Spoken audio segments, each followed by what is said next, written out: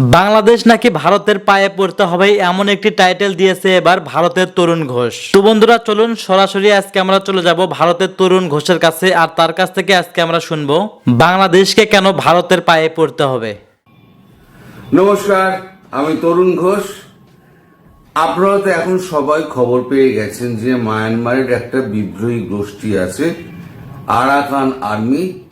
তারা বাংলাদেশ এবং মায়ানমার যে সীমান্ত আছে 270 কিলোমিটার লম্বা সীমান্ত যেটা আছে সেটা সম্পূর্ণ দখল করে নিয়েছে।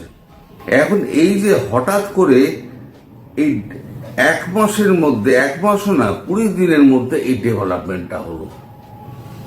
এতদিন ভেতরে ভেতরে চলছিল, এই যে সীমান্তের ধারে একেবারে চলে এলো, এটা হঠাৎ করে এই 15-20 দিনের মধ্যে কি করে ঘটলো সেটা জানতে হলে আমাদের একটু 2 মাস পিছিয়ে যেতে হবে। 2 মাস পিছিয়ে কেমন?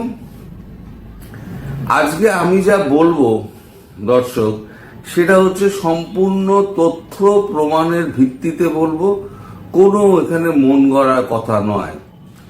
এবং আজকের ভিডিওটা দেখলে আপনারা বুঝতে পারবেন যে ভারত কি করতে চলেছে এবং বাংলাদেশের বর্তমান অবস্থাতে কি, আর ভবিষ্যতে বাংলাদেশের অবস্থা কোথায় যেতে চলেছে। ভারত ইন ফুল অ্যাকশন যাকে বলে, হয়তো আপনারা খেয়াল করতে পারছেন না, কিন্তু ভারত ভেতরে ভেতরে অনেক দিন আগে থেকে তৈরি হচ্ছিল। ওই যেটা বললাম একটু পিছিয়ে যেতে হবে। পিছিয়ে কবে যাবেন সেটা হচ্ছে 25 September. Times of India 25 September রয়টার্সকে উদ্ধৃত করে একটা খবর করেছিল, সেটা হচ্ছে ভারত মিয়ানমারের বিদ্রোহী দলগুলোর বৈঠকের জন্য আমন্ত্রণ জানিয়েছে। রিপোর্ট, ভারত মিয়ানমারের শাসক জান্তার রাজনৈতিক ও সামরিক বিরোধীদের নয়াদিল্লিতে একটি সেমিনারে যোগদান করার জন্য আমন্ত্রণ জানিয়েছে। সূত্র জানিয়েছে দক্ষিণ এশিয়ার শক্তির একটি উল্লেখযোগ্য পদক্ষেপ, যা পশ্চিম এশিয়ার দেশগুলির থেকে দূরে থাকা শীর্ষ জেনারেলের সঙ্গে সম্পর্ক বজায় রেখেছে। অনুষ্ঠানটি সরকারি অর্থায়নে পরিচালিত Indian council of world affairs ICWA দ্বারা হোস্ট করা হবে, যার কাউন্সিলে পররাষ্ট্রমন্ত্রী এস জয়শঙ্কর রয়েছেন। তার নাম প্রকাশ না করার শর্তে এই সূত্র দুটি জানিয়েছেন। আরো লম্বা খবর আছে, আমি সেই খবরে আর গেলাম না। মানে মোদ্দা ব্যাপারটা হচ্ছে 25শে সেপ্টেম্বর, এটা 5ই আগস্ট পালাবদল হলো। পালাবদল হওয়ার পর যখন একেবারে চূড়ান্ত খারাপ অবস্থার দিকে যেতে শুরু করলো এবং ভারতের বিরুদ্ধে একটা বিষোদগার শুরু হলো, ভারত তখন থেকে বুঝতে পেরেছিল যে এটা আলোচনার মাধ্যমে কিছু হবে না, এর জন্য ভিন্ন পথ ধরতে হবে। এখন ভারত সারা বিশ্বে এখন শান্তির বাণী ছড়িয়ে বেড়ায়। এখন ভারত চাইলে একদিন কি 2 দিনের মধ্যে বাংলাদেশটা পুরো দখল করে নিতে পারে, কিন্তু ভারত সেটা করে না। ভারত কি করেছে? ভারত তার অনেক সমালোচনা করেছে মোদিজির, আমিও অনেক সময় ভুল বুঝেছি মোদিজিকে। তিনি কি করেছেন? তিনি খাবার পাঠিয়েছেন আদানিকে বলে, তিনি বিদ্যুৎ সরবরাহ কিছুটা কম হলো অব্যাহত রেখেছেন এবং শেষ পর্যন্ত আমাদের বিদেশ সচিব বিক্রম মিস্ত্রিকে ভারত পাঠালো চূড়ান্ত আলোচনার জন্য। আলোচনা মানে একেবারে সাবধান বাণী যে অনেক হয়েছে ভাই, এইবার থেমে যাও, আর যদি না থামো তাহলে পরে তোমাদের মতো ব্যবস্থা আমরা করে দেবো, তোমাদের কি ব্যবস্থা করতে হয় সেটা একেবারে ডগস অ্যান্ড ক্যাটস এর মতো ঝামেলা না হলো একটা ভেতরে ভেতরে খুব গন্ডগোল হয়েছিল।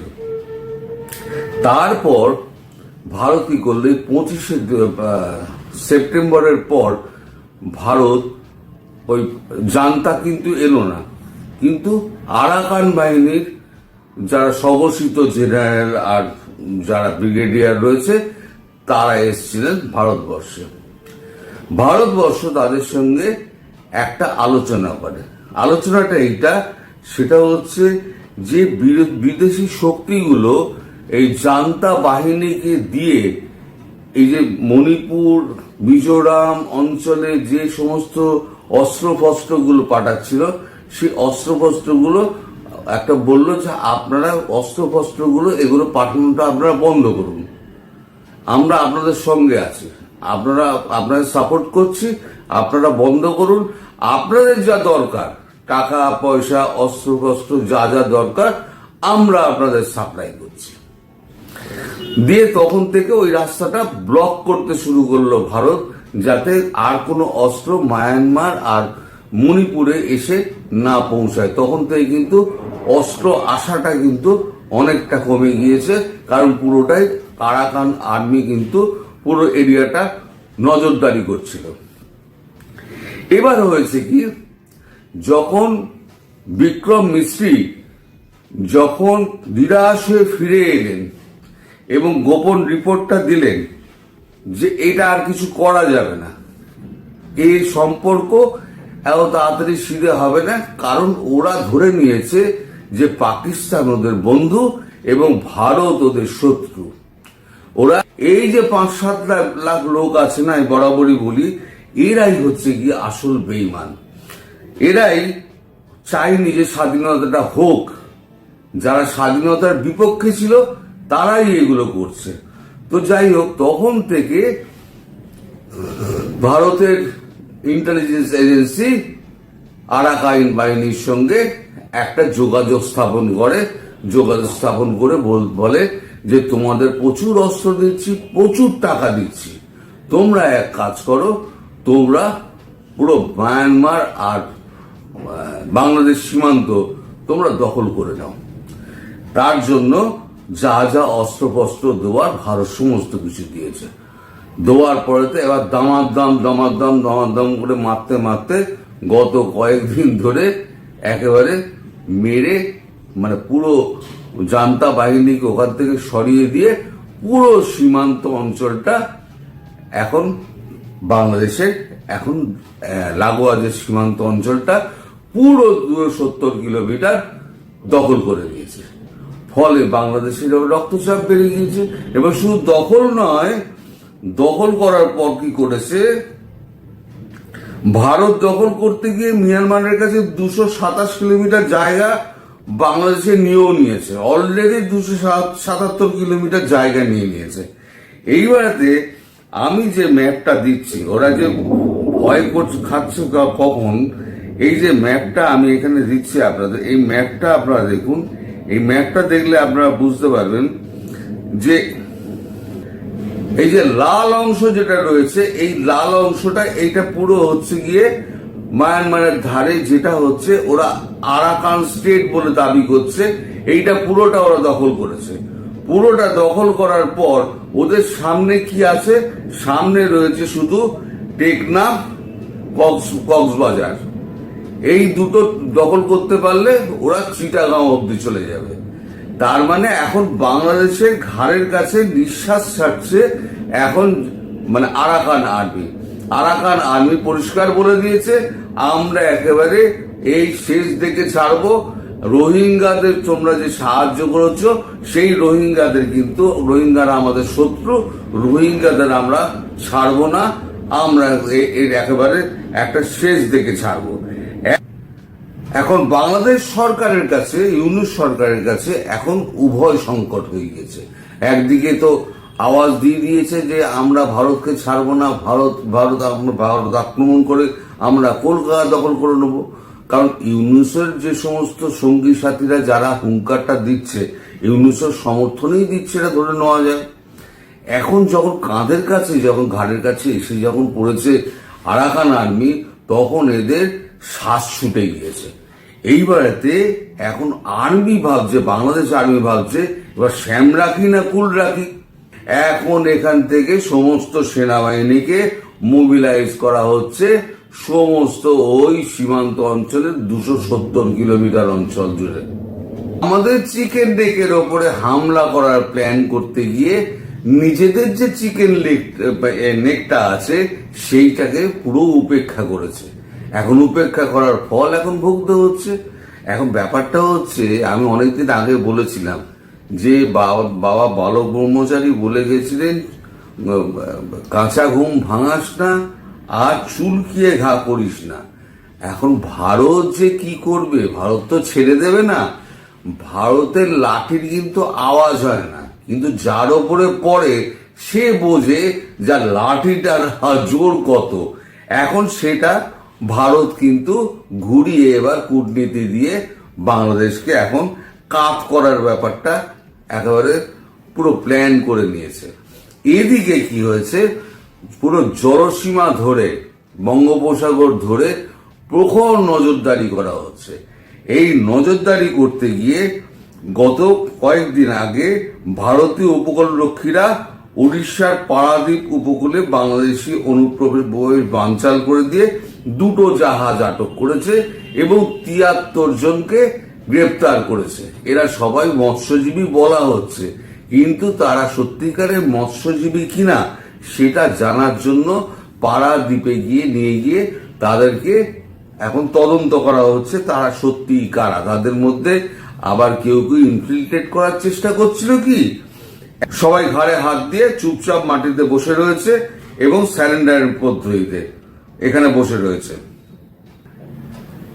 এবার ওরা বাংলাদেশ বর্ডারের দিকে একটা বিএনপি একটা হুঙ্কার দিয়েছে, তাতে বাংলাদেশ বর্ডারের দিকে কিছু লোক আসছে। তার জন্য নিজেদের বর্ডার সিকিউর করার জন্য ভারত এখানে প্রচুর সৈন্য পাঠাচ্ছে। যেটা কাগজে বেরিয়েছে, ভারত সীমান্তে এগোচ্ছে বাংলাদেশিরা, রওনা দিল সেনার গাড়িও। কি হচ্ছে আসলে শিলিগুড়ি থেকে খবরটা করা হয়েছে, দ্রুত গতিতে ছুটছে ভারতীয় জওয়ানদের গাড়ি। কোথায় যাচ্ছেন তারা, এই প্রশ্ন শুধু মাথাচাড়া দিচ্ছে জলপাইগুড়ি ধূপগুড়ি এলাকার বাসিন্দাদের। তখন জানালেন গাড়িগুলো রওনা দিয়েছে সীমান্তের দিকে। আসলে বিএনপির তরফে ডাক দেওয়া হয়েছে লং মার্চের। আগরতলা সীমান্তে সেই মতো এগোচ্ছে বাংলাদেশি লোকজনও। কোন রকম উত্তেজনা এড়াতে ভারতীয় সেনা তৎপর। একের পর এক ভারতীয় সেনাবাহিনীর গাড়ি সার দিয়ে যাচ্ছে 7 সিস্টারের অসম, ত্রিপুরা, মণিপুর, মেঘালয়, নাগাল্যান্ড, অরুণাচল প্রদেশ এবং মিজোরামের পথে। এই হচ্ছে সেই সেনাবাহিনীর এগিয়ে যাওয়ার ছবি। এই যে চরম সংঘাতের মধ্যে আগামীকাল শোনা যাচ্ছে যে আমাদের স্বরাষ্ট্রমন্ত্রী অমিত শাহ তিনি বর্ডার এরিয়াগুলো, তিনি সমস্ত বাংলাদেশ সীমান্তের বর্ডার এরিয়াগুলো যাবেন। এবং কোন বর্ডার এরিয়া যাবেন সেটা এখনো পর্যন্ত জানা যায়নি। এটা এখন পর্যন্ত কোনো খবর আমরা কেউ পাইনি।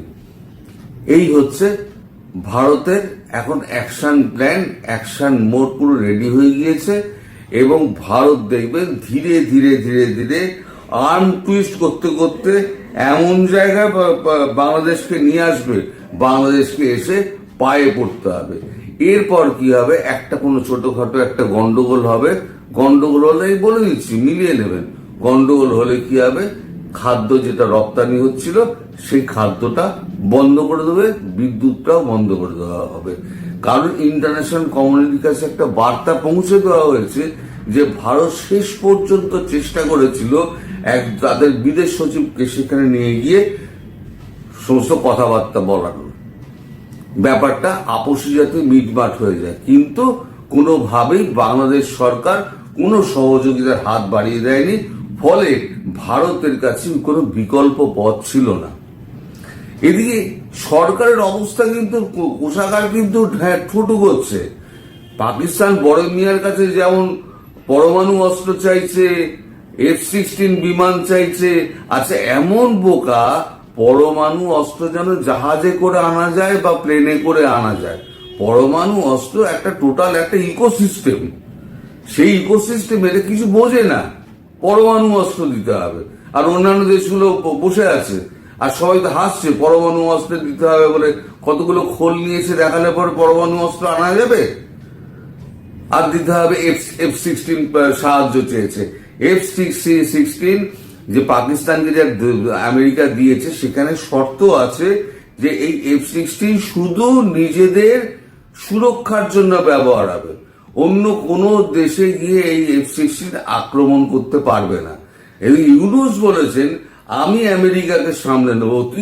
আপনার সঙ্গে বিল ক্লিন্টনের ফাউন্ডেশনের সঙ্গে একটা যোগাযোগ রয়েছে, এই মাত্র এটাই একমাত্র আপনার সাফল্য। এছাড়া আপনার আমেরিকার কোন সরকার, বিশেষ করে ডেমোক্রেট সরকার আপনাকে কতটা সাহায্য করেছে? ডেমোক্রেট সরকার খুব একটা সাহায্য কিন্তু করেনি। আর রিপাবলিকানরা বুঝতেই পারছেন, রিপাবলিকানরা এখন ট্রাম্প চলে এলে আপনি কি সাহায্য আপনি পাবেন, আপনি বুঝতেই পারছেন। এদিকে বাংলাদেশ টাকা শেষ, বাংলাদেশের এশিয়া উন্নয়ন ব্যাংকের থেকে 7,000 কোটি টাকা ঋণ নিচ্ছে ইউনূস সরকার।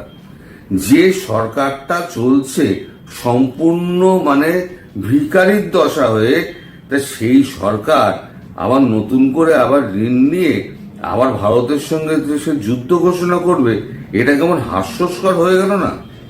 এই সব মিলিয়ে এটা বোঝা যাচ্ছে পরিষ্কার যে ভারত এবার অ্যাকশন মোডে চলে গিয়েছে। এইবার ধীরে ধীরে দেখবেন নানান রকম কর্মকাণ্ড তৈরি হচ্ছে। এদিকে আরাকান আর্মিকে দিয়ে ভেতরে ঢুকিয়ে দিয়ে বাংলাদেশকে অস্থির করে দেবে। দুটো ফ্রন্ট বাংলাদেশে খুলে যাবে, একটা হচ্ছে ভারত, সেইখানে ভয় থাকবে ভারত বোধহয় আক্রমণ করে দিল, আর ওদিকে থাকবে আপনার মায়ানমার সীমান্ত, যেখানে আরাকান আর্মির ভয় থাকবে যে আরাকান আর্মি বোধহয় এইবার একেবারে কক্সবাজার অব্দি চলে এলো, চট্টগ্রাম অব্দি চলে এলো। আর বলে দিয়েছে, ও আরাকান আর্মি বলেই দিয়েছে যে আমরা চট্টগ্রাম দখল করতে যাচ্ছি, তোমাদের ক্ষমতা থাকলে তোমরা আটকাও। এখন এই যে 40,000 রাউন্ড গুলি নিয়েছে, কিছু নিয়েছে পাকিস্তান থেকে, এই তো একদিনে শেষ হয়ে যাবে যুদ্ধ শুরু হলে। একটা যুদ্ধ শুরু হলে একদিনে যে কত বিলিয়ন টাকার যে খরচা হয় এই যুদ্ধাস্ত্রের পেছনে, সেই মানে কোনোদিন যুদ্ধ তো করেনি বাংলাদেশ তো জানে না। এইবার তো নাপ, আমরা চাইছিলাম যে নাপ, তোদের একবার জলটা মাপা দরকার, যে ভারতের মতো একটা শক্তির সঙ্গে তোরা পাঙ্গা নিচ্ছিস, পাঙ্গা নিলে পরে কোথায় গিয়ে দাঁড়াতে পারিস সেইটা একবার মেপে দেখা দরকার। এবার মেপে দেখুক, আপনারা একটু ওয়েট করুন, আগামী 7 দিনের মধ্যে ঘটনা প্রচুর এগিয়ে যাবে। আপনারা প্রতিদিন নজর রাখুন। আর ভিডিও যদি আপনাদের ভালো লাগে এবং মনোগ্রাহী হয়, আমার ভিডিওটা আপনারা শেয়ার করবেন, লাইক করবেন এবং কমেন্ট করবেন। সবাই ভালো থাকবেন, সুস্থ থাকবেন এবং সাবধানে থাকবেন। ধন্যবাদ প্রিয় দর্শকবৃন্দু, আমাদের ফুল ভিডিওটি দেখার জন্য আপনাকে জানাই অসংখ্য ধন্যবাদ। তো বন্ধুরা, এতক্ষণ আপনারা দেখলেন তরুণ ঘোষের বক্তব্য। এই তরুণ ঘোষ যে বক্তব্যটি দিয়েছে, বাংলাদেশ নাকি ভারতের পায়ে পড়তে হবে, এমন একটি থাম্বনেল দিয়েছেন যে বাংলাদেশ নাকি ভারতের পায়ে পড়তে হবে। এই বিষয় নিয়ে আপনাদের কি মন্তব্য অবশ্যই কমেন্ট বক্সে কমেন্ট করতে ভুলবেন না। আর হ্যাঁ, এমন নিত্য নতুন আপডেট খবর সবার আগে পেতে এখনই আমাদের এই পিচ্চি সাকিব ইউটিউব চ্যানেলটি সাবস্ক্রাইব করুন। ধন্যবাদ।